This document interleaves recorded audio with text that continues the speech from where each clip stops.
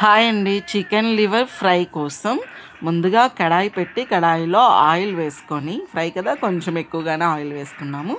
ఆ తర్వాత కట్ చేసిన ఉల్లిపాయ ముక్కలు, అలాగే అందులో ఒక 2, 3 పచ్చిమిర్చి వేసుకొని అవన్నీ కూడా మంచిగా ఫ్రై కావాలి.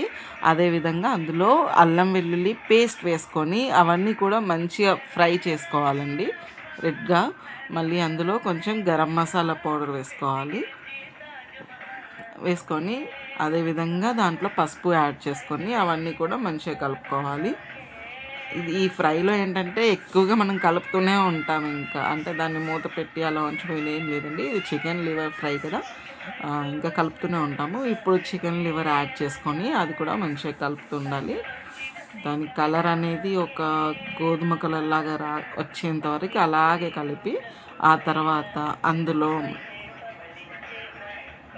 చూడండి మనం ఇక్కడ చూస్తున్నట్టుగా అలా అయ్యాక అందులో సాల్ట్ యాడ్ చేసుకోవాలి. తగినంత, మన రుచికి తగినంత వేసుకొని అది మంచిగా మిక్స్ చేసుకోవాలి.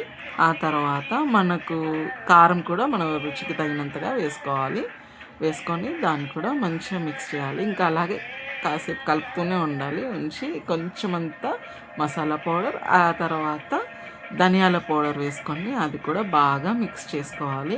ఇలా రెడ్ కలర్ లాగా వస్తుందండి. అలా వచ్చాక మనం స్టవ్ కట్టేసుకుంటే చికెన్ లివర్ ఫ్రై రెడీ.